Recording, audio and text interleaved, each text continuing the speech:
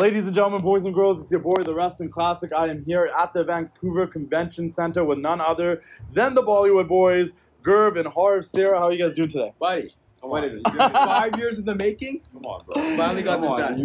You're too big for us now, right? No. You guys are too big for me. No, we went from recording the first one we did in 2016 in your parents' house. 15. End of 15. End of 15 in your parents' house. Yeah. And now we're in the Vancouver Convention Center. Yeah. It's pretty insane. We're moving on up. We're moving on up.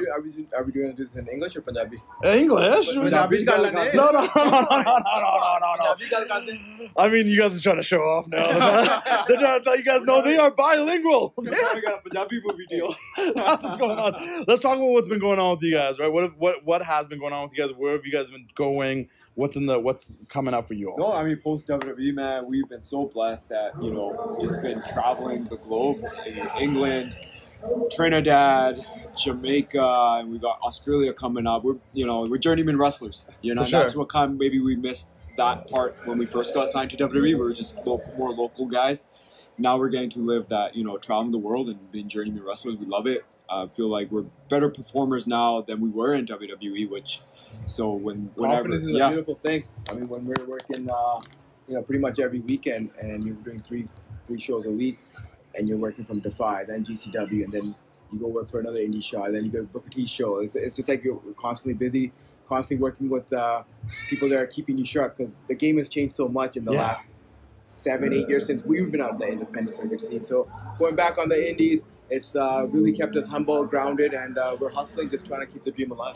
If there's one thing, both of you, I'm going to ask you one by one, if there's one thing you learned from that WWE run that you take with you now, what would that be? Oh, that's a good question. I think treat every match like it's an audition.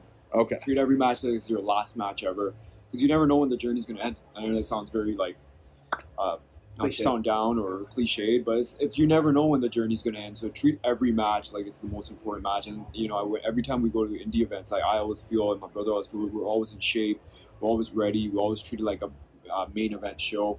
And maybe perhaps we didn't do that the first run because just not aware of all the things. So yeah, I treat every match like this could be my last match. How about yourself, Gurv? Yeah, I think I'm just thankful that wrestling's still paying my bills, putting food on the table, and 3 years later, and we're still grinding, still hustling, and we still love this business just as much as we did before WWE, during WWE, and post WWE. I think even more so now. More so now, this is the real test. Yeah. And I've always told the story. Terry Taylor told us this when we got fired. He's like, this is going to be your biggest character test in your life.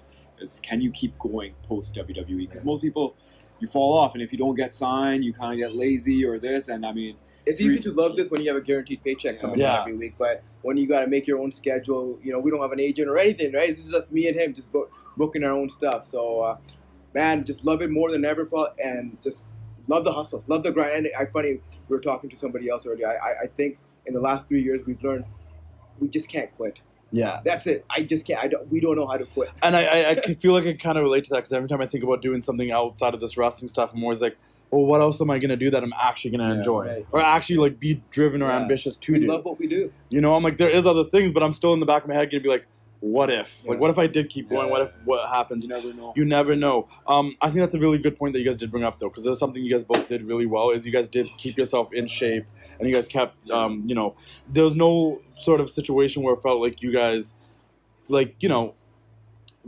not doing this no more. Yeah. You know what I mean? I remember, again, when we got released, Shawn Michaels, he's like, boys, stay in the game. That's all I can tell you. Yeah. It's like, don't ever take yourself out of the game. And 3 years later, I do not think we've lost a step, or if anything, we're better in every aspect of where we left off. It's funny because just before we got released, our confidence in the ring was just building to the next level because we were getting real-time feedback doing those 205 live shows as we would walk back to the curtain. You got Hunter watching, you got Sean, you got Regal, you got Fit Finley, you got Steve Corino, all the agents, like the who's who of the wrestling world watching you, giving you real-time feedback. So how do you not get better? So we've taken that and we've applied them over the last 3 years on the independent circuit, and we've tried to apply that wherever we've gone, DEFY, GCW. Hypothetically, if you were to go back to the WWE and that was the case, would you? Obviously, it's not fully your guys' decision. Yeah. I know that firsthand. But would you want to go in there back as Sunil, as Samir, or Harv and Gurv? We're ourselves now. I think the fans see it. I think all the stuff we've done with AEW, those reactions we get from the crowds, there's genuine reaction, and I think somewhere when we're in WWE, it might have gone we're trying too hard maybe because you don't know what's. I think one of the best feedbacks we get after some of our matches around the stage is like people are like, wow, you guys can do all that? Where was this during WWE Run? And we're like, yeah, you obviously make the most of what you're given, but here we are as, performers putting out, I feel like some of our most confident work out there. No, definitely. Let's talk about that AEW. You guys showed up there a few times. The reaction's always been great. What was the feedback you guys got there from the AEW? It was always great. I think we came in, we did our job, and there was never anything that, we could have felt like we left something on the table. Yeah. Seattle, Toronto, Portland, wherever we've gone. Calgary, everywhere. Which really stays true though. And I've said this in our past interview too. One of the things I always kept from you guys was to just show up if you can. Yes. And that's if you can be there and something's going on, even if you're not booked, even if you got nothing planned, just be in that town, be in that city. And I've lived by that, and it's worked wonders. And I see you guys still doing that. Well, the grind never ends. Yeah. So if anyone's younger out there, since that stuck with me, what advice would you give them now? Now at this stage in our careers, what's the one that Shawn Michaels gave us is stay in the game. Yeah. You do not know when that call's going to come. That's the same advice that Jeff Jarrett gave us at one of the last AEW appearances. He's like, boys, what Macho Man told me, stay in the game. So in the game. You hear that from guys who have done it all. You're like, how can you not stay in the game? And I feel like we have so much still to offer. And the advice is actually, it's easier to say, but again, when you've gone through this journey, getting older, you say you've been to WWE, you came back on the indies, it's easy to kind of lose that step or get demotivated. To stay sharp and stay in that game, man, it's so much harder to do. And you guys actually got to do something really cool recently with GCW. When Jinder got released, Roger this, he hit the independent scene. One of the first places to show was GCW. And I said it to him. I tweeted it out. I'm like, we just need a reunion, and we need it to be a little bit different. We need it to be not under the WWE umbrella to show a different side of South Asian culture. Because sometimes WWE can get a little stereotypical with their portrayal of Indians. But I think what you guys got to do in the independence is a little bit different. It's a little bit cool. And it's funny you say that because I was talking to one of the people out here during the signing. Is what we represent is totally different. People are like if you go to a DEFY show, there's no East Indian people in the crowd. Yeah. It's all Caucasians or different ethnicity, and they're doing the bhangra. Yeah, they're dancing, and they're enjoying what we do, and we feed off that energy. I think we're always been different. I think I could be wrong. I think we're the only South Asian wrestlers who are baby faces. Yeah, I can't really think of it. Well, most of the time they get portrayed as heels. Right? And if they are baby faces, it's never the way you guys are baby faces, as you guys are popular hot baby faces that can go out there wrestle much. Sometimes if they turn into baby face, it becomes kind of a comedic joke situation. You get the Shanky dancing or Great Khali's now dancing. Well, it's I feel your guys' representation is a little bit different because you guys are a top tag team that is our baby faces, but you're also brown. You're representing the culture, and it's not a joke. Well, that's the thing. I think post WWE people have seen the work now, and again, if you're on the indies and traveling, it's got to be more than just former WWE wrestler. Yeah, it's got to be your work, right, to get repeat bookings, and that's so we're proud of that. I think we really stepped up, and it goes back to what we were talking about. Hey, yo, have you guys heard about 500 Level? They make officially licensed WWE merchandise, and I actually have been working with them on a couple of designs. A design that I worked on recently was with a girl named Caitlin, who's a big Dakota Kai fan, and we designed this new Dakota Kai shirt, which you can get exclusively now at 500 Level. Once again, officially licensed with the WWE. Really wanted a new Dakota Kai shirt. Got this one designed and made, and it's on the website now, on sale now, 500level.com. Guys, join their partnership program. You get discounts the more shirts you buy, 10%, 20%, 30%. You earn points and you get a discount. They have OG shirts, guys. I had to re-up on my NWO shirts on 500 Level, the comfortable material if you get the premium shirts, but even the non-premium is super comfortable. I got NWO shirts. They got Shawn Michaels shirts. You can find some of your favorite wrestlers on there. You can find none other than guys like Razor Ramon, the bad guy. Check out this shirt. It's a sweet, sweet shirt, everybody. 500level.com. Like I said, they have the NWO stuff. And if you're a big NXT fan, they got shirts for all of your favorite NXT wrestlers. And if they don't, let me know, and I'll make sure we get some shirts made for your favorite NXT wrestler. I went to go support my girl, Carmen Petrovic. You guys can check out our casual conversation on my YouTube channel. You can check out mine and Carmen Petrovic's casual conversation. But 500 Level had a Carmen Petrovic shirt. I had to go support my fellow Canadian and the homie Carmen Petrovic, guys. 500level.com, guys. Check them out. Get premium, officially licensed WWE shirts that you cannot find in a WWE shop all the time. They have a huge selection on their website also for MLB, NBA, NFL, NHL. They got shirts for everything, but their wrestling selection is insane. Custom creative designs. Maybe I can work together with someone out there that is an editor that wants to put more designs on their website. Hit me up. 500level.com. Check them out and keep doing the thing. With the change in the schedule, has it given you a little bit more time to spend with your family, though? Because now you got 2 kids. Yeah. No, for sure. I mean, like, that's the beauty about doing what we're doing now. We get to work on schedule, line up things, and, be home, be there, be present. And that's something you might miss out when you have a full-time schedule. But, now it's a blessing in disguise. Everything happens for a reason. Because that's what I was trying to say. There's always a silver lining to everything. And I think one of the things for you, from my perspective, is like, you got released from WWE, but you get to spend all this time with your family now that you might not have got to spend. Sure, yeah. And I think that's a super cool thing. And then you, on the flip side, have done some stuff outside of wrestling that maybe you might not have been able to do if you were with the WWE. Oh, for sure. And movies and like acting have been a big part. You followed my journey, and I've been to India, and luckily Hollywood's kind of been working out pretty well for me. I'm trying to be his stunt double. There you go. Yeah. But no, I mean, like you're saying, I get to follow all these passions and dreams that I wanted to pursue all these years. So if people, hopefully everyone's keeping up, but if they haven't been keeping up, what are some matches in the independents that you guys have had in the past few years that you think people should go check out? I think off the top of my head, just, even just recently the ones with the Burlington Bulldogs. Both from the Pavilion, Calgary Stampede, and we wrestled them with the Defy. Anything from Defy, really. Defy crowd, the Defy locker room makes you step up. Yeah. They're smart to the business. They are. Right? So anything from Defy. We've been featured on pretty much all the big GCW events throughout the year. During Mania Week, we're in Philly with the Punjabi Prison, and that was a big personal highlight. And so, stuff like that, when you're getting these top indie promotions that are giving you a nice spotlight, it gets a confidence boost. And that's where, as you're talking about Punjabi Prison, I mean, here's something that we did in the WWE, but talking about representation, here's a Punjabi Prison match, now having on the independents, which nobody expected that to happen, right? So. On that representation note, I did have Jinder on the show. I did have Raj on the show. And he did really put out a thing out there like, hey, they let go of a lot of the Indian talent from the WWE. And it's time for everyone to kind of step up and try to, at least get back in there. Let's have more representation on that television show, on that program. How do you guys feel about that?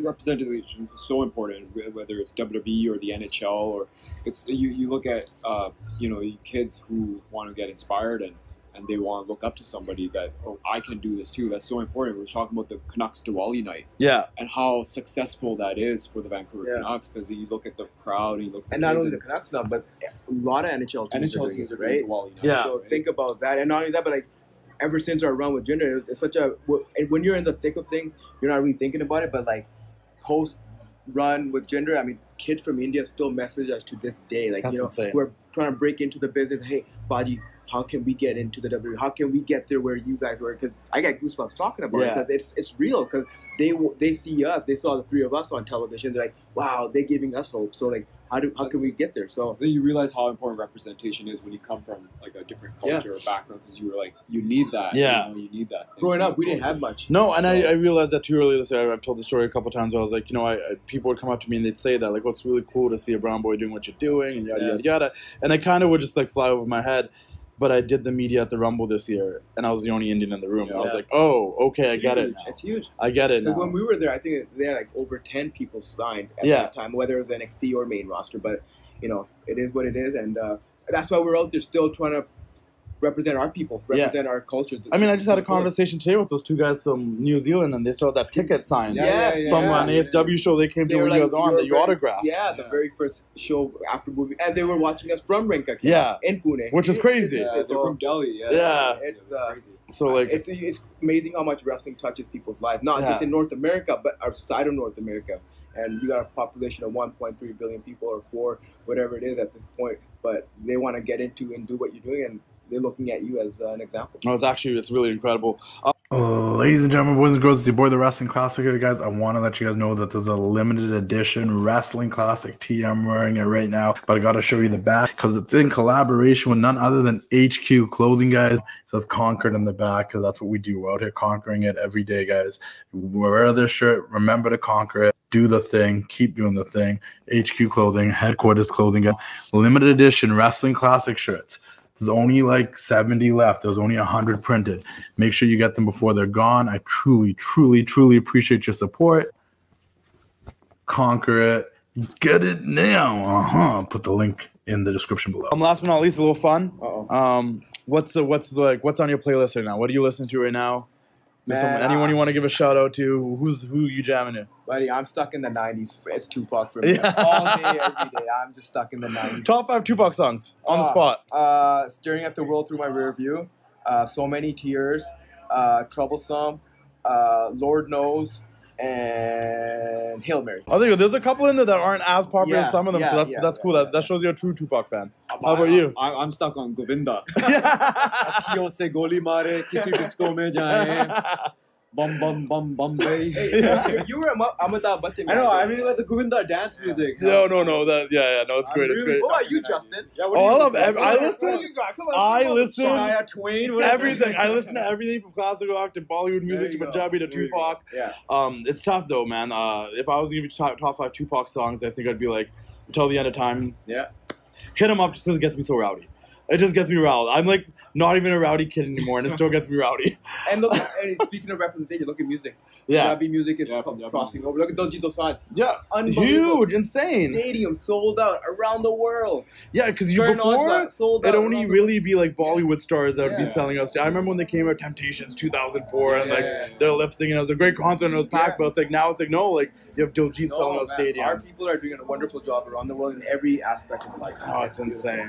Thank you. Is there any last thing you guys want to say or get out there before we wrap this up? Oh, man, like, you've been a huge supporter of ours from like 2015, and like even the fans we talk about it. They keep us going. They're the lifeblood, and I think my brother and I were on the verge of something big, and we're I just inspired. feel like even just after today's signing here, like the people that are coming up to our table telling us, "Oh, we grew up watching you," and like, "Oh man, that's 8 years ago, right?" So like, we're like, "Dad." Isn't that so weird when someone's like, I have some people come to me like, "I've been following you. We used to like watch your videos in like our grade 8 class." Yeah. I'm like, grade 8? Yeah. You're like 25 now. Well, even dads that are our age, but coming up to table with their kids, are like, "Oh, we live vicariously through you guys." Yeah. So like, man, that stuff like that keeps you going, man. No, I'm glad you guys had to come out here. I know you guys mentioned this is like you guys' first like signing here in Vancouver, which is cool because we grew up here. Like to be able to do a signing here. And to do it with Bret. And to do it the same day as Bret. The moment I was like, "Hey, we secured Bret," I'm like, "No, I'm gonna tell the Bollywood Boys." I'm like, "Do you guys want to come too?" Like, and I mean, here's the thing, like,